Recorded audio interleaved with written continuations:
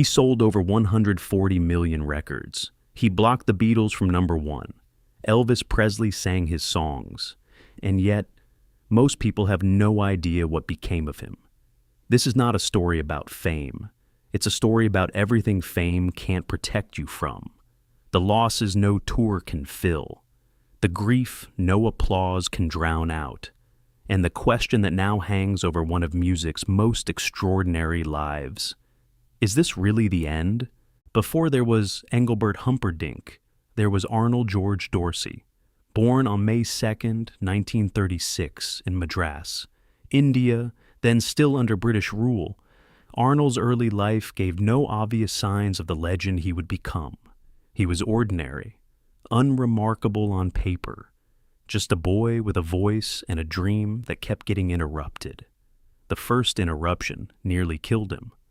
Before his career could even begin, he contracted tuberculosis, a serious lung disease that threatened not just his livelihood, but his life. For a singer, your lungs are your career, and his were failing him.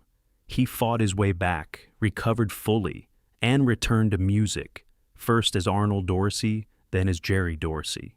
Neither name worked. He had the talent. He had the determination. What he didn't have was a break. That break came in the form of a man named Gordon Mills, a music manager who already had a young Tom Jones on his roster. Mills saw something in Dorsey that no one else had bothered to look for, and he made a suggestion so absurd it should have ended the conversation immediately. Engelbert Humperdinck, the name of a 19th century German opera composer, long, unwieldy, completely impossible to forget. It was a calculated risk that defied every rule of the music industry. And it worked. The song that changed everything was called Release Me, and for 3 months it changed nothing. Radio stations ignored it. Record stores wouldn't stock it. It sat on a shelf, collecting dust, going nowhere. Then came one television appearance, Sunday night at the London Palladium, and everything shifted overnight. The morning after that broadcast, 80,000 orders came in a single day. That number eventually peaked at 127,000 copies in one day from one song that nobody had wanted 3 months earlier. Release Me went to number one in the United Kingdom and stayed there for 6 weeks. And in doing so, it did something that has become one of music's most iconic footnotes. It blocked the Beatles from the top spot. The song that kept Penny Lane and Strawberry Fields Forever from reaching number one was a ballad by a singer named after a German opera composer. The Beatles, for what it's worth, didn't seem to mind. They already had hits. As Humperdinck would later say, "Fortunately for me, it was my very first. America came next." He appeared on The Ed Sullivan Show. Release Me peaked at number 4 on the Billboard Hot 100. I knew a singer who couldn't get arrested in the music business just a few years earlier was now selling out arenas on both sides of the Atlantic. In Las Vegas, during the height of his fame, he walked up to Elvis Presley, and asked if he could record some of his songs. The King said yes. Then Elvis mentioned, almost as an aside, that he'd been doing a lot of Humperdinck songs himself. Two legends, mutual respect. Release Me eventually appeared on Elvis's live album, but not every story from those years ended so warmly. In 1966, composer Bert Kaempfert invited Engelbert to Spain and played him 3 songs, Wonderland by Night, Spanish Eyes, and a brand new composition called Strangers in the Night. Engelbert recorded all 3. He was ready to release them. Then the call came. This Kaempfert told him he couldn't have Strangers in the Night. Frank Sinatra wanted it. To this day, no one knows where Engelbert's recorded version of that song exists, or if it still does at all. He moved on. He always moved on. By the time his career reached full height, Engelbert Humperdinck had sold over 140 million records worldwide. Some sources say 150 million. Either way, the number is staggering. He wasn't just famous, he was one of the best-selling recording artists on the planet. But fame, as he would learn, is not the same as security. Behind the sold-out arenas and the romantic image, things were far messier than they appeared. The first blow came from the most unexpected direction: his own name. The descendants of the original Engelbert Humperdinck, the classical composer who wrote Hansel and Gretel, took the pop singer to court, and they won. For years, Dorsey was legally forbidden from performing or releasing music under the Humperdinck name in Germany, one of the biggest music markets in the world. The composer's son, Wolfram Humperdinck, was unambiguous. His father was never a pop star, and the name was not available. Engelbert argued that the original Humperdinck had used it as a pseudonym himself, making it fair game.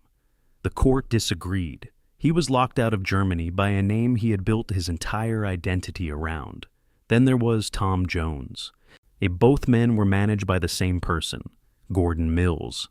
Both men were talented. Both men were competing for the same audience, the same radio slots, the same cultural moment. And both men knew it. The tension reached its most public point over Release Me. Tom Jones claimed he had been offered the song first and turned it down. Engelbert publicly disputed that. He said Jones never had that song. The truth has never been fully established. The tension between them has never been fully resolved. And then came Eurovision.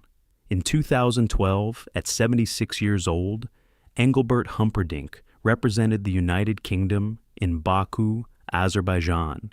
He sang a ballad called "Love Will Set You Free." He gave everything he had. He finished 25th out of 26 countries. He scored 12 points. Only Norway performed worse, with 7. Sweden won with 372. Bookmakers gave 25-1 odds that the UK would pull out of Eurovision entirely the following year. And yet, Engelbert Humperdinck would later call Eurovision one of the highlights of his career. Not because it went well, but because nothing, not humiliation, not failure, not public embarrassment, could break his relationship with performing. He had found his way back to Germany through sheer persistence, recording a #1 album there in the 1980s, in a market that had legally tried to shut him out. He had survived, he had adapted, but the financial story was harder to spin. Here is a detail that will stop you cold. Before the fame, before the name change, before the sold-out arenas, Engelbert Humperdinck allegedly won £33,000 on the football pools. In today's terms, that's roughly £800,000, a life-changing sum. He couldn't claim it. He and his wife could not afford the postage to mail in the winning ticket. A fortune, gone because of a stamp. That story sets the tone for a complicated relationship with money that followed him for decades. In 2001, a company called Engelbert Humperdinck Tours, 2001 Limited, went into voluntary liquidation. Debts exceeded £262,000. Nearly 20 suppliers, sound engineers, lighting crews, transport companies, were never paid. Engelbert had resigned as director just 29 days after the company was incorporated. He wrote personally to creditors, blaming poor ticket sales. But the optics were damaging, and they lingered. When he represented the UK at Eurovision in 2012 and finished near last, creditors resurfaced in the press. They used his failure on stage to reignite old claims. The romantic balladeer who had serenaded millions was being painted as a man who left working people unpaid. Then came the lawsuit. In 2003, Engelbert sued a man named Daryl Payne, owner of a production company in Illinois, over rights to a 1995 concert at London's Royal Albert Hall. The allegation was that Payne had obtained the rights through forged documents. The case went on for 4 years. Then the judge dismissed it, without even sending it to a jury. The ruling was scathing. The lawsuit was called frivolous and driven by apparent ulterior anti-competitive business motives. During his own deposition, Engelbert admitted he had no idea who actually owned the rights to the concert he was suing over. It later emerged that the lawsuit had been largely funded by a competitor, a man with a personal vendetta against Payne. Engelbert wasn't the mastermind. He was the instrument. Payne said the lawsuit cost him hundreds of thousands in legal fees, millions in lost revenue, and a reputation in ruins. His bank accounts were frozen. Federal marshals accompanied searches of his inventory. The court awarded Payne more than $700,000 in attorney's fees. The man who sang about love and longing was now associated with a court ruling that used the word frivolous. But none of this, not the name ban, not the bankruptcy, not the lawsuit, not the Eurovision humiliation, none of it came close to what was waiting for him at home. Her name was Patricia Healy. She was an actress when they met. She became his wife on October 12, 1964. And for 56 years, through every name change and legal battle, through every hit record and humiliating defeat, through every rise and every fall, she stayed. Then came the diagnosis, Alzheimer's disease. By the time Engelbert spoke about it publicly in 2017, she had likely been battling it for nearly a decade. He had spent 10 years watching the woman he loved disappear, not all at once, but slowly, piece by piece, memory by memory, until one day she looked at the man she had spent her entire life beside and didn't know who he was. He could not leave her for more than 4 days at a time. No extended tours, no long stretches on the road. Full-time caregivers came to their Southern California home daily. If any made clear, they treated her like family. But a caregiver is not a husband. The hardest moments came on stage. He admitted that certain lyrics would hit him without warning, mid-performance, and he couldn't stop it. "It tears you up," he said. He hoped audiences would understand why he was sometimes more emotional than usual. Think about that for a moment. A man who has sung love songs for 50 years, whose entire career was built on longing and romance and devotion, standing on a stage, singing those same songs, while the woman he wrote them for, the woman who stood beside him for half a century, could no longer remember his name. He said he was searching everywhere for a cure. "If I could find the good Lord," he said, "I would ask him to come and help." In 2017, he released an album called The Man I Want to Be. A love letter to Patricia while she was still alive, but already leaving. She may not have understood what it was. She may not have been able to fully receive it.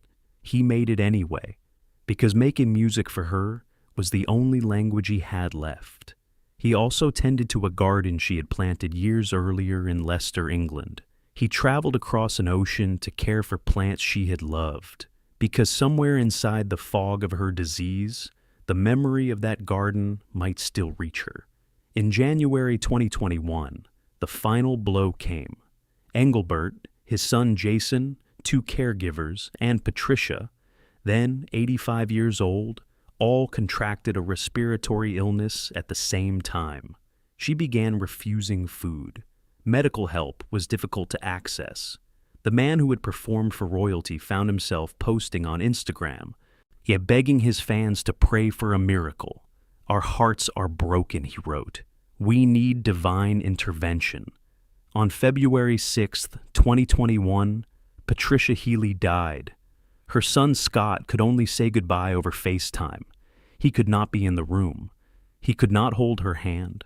A mother died, and her child watched it happen through a phone screen. Engelbert announced her passing on Instagram. He wrote that she was now running through the glorious gardens of heaven, no longer held back by earthly limitations. The man who had shared stages with Elvis and Dean Martin, who had survived tuberculosis and bankruptcy and a court ruling that called him frivolous, who had been banned from his own name and booed at Eurovision. He was now just a widower, alone in a house full of memories, some of them beautiful, some of them unbearable. He is 89 years old, and he is still performing. As of April 2026, Engelbert Humperdinck has announced what he calls his Celebration Tour. Beginning in Sydney, Australia, he acknowledges it will likely be the last time fans can see him live.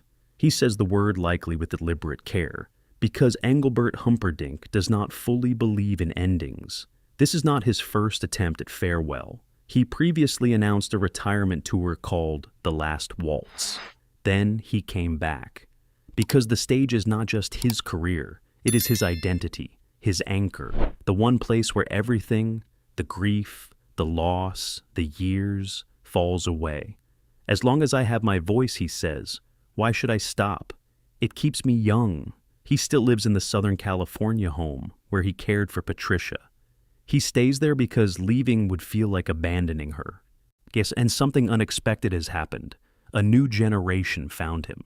His song, A Man Without Love, after appearing in Marvel's Moon Knight and The Umbrella Academy, became a viral sensation on TikTok.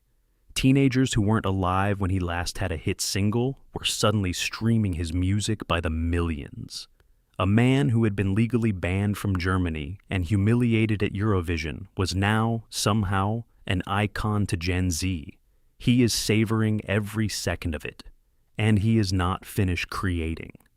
On May 2nd, 2026, his 90th birthday, he is releasing a brand new single called I Got You.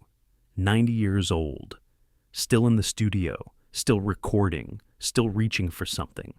When asked about ambition at his age, he said something that should stop every young person in their tracks. I have never looked at myself and thought, I've made it, I've arrived. I have never been satisfied.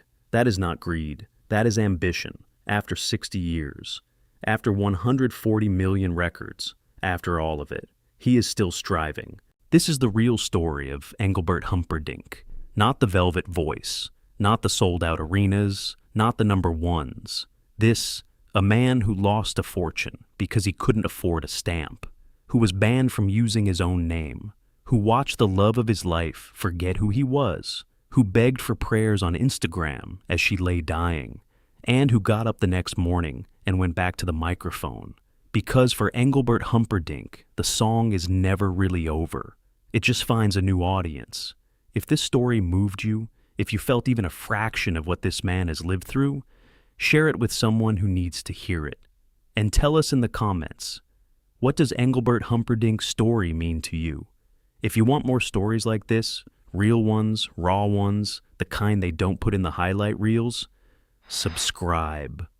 Because this channel is about the full picture, not just the glory, everything.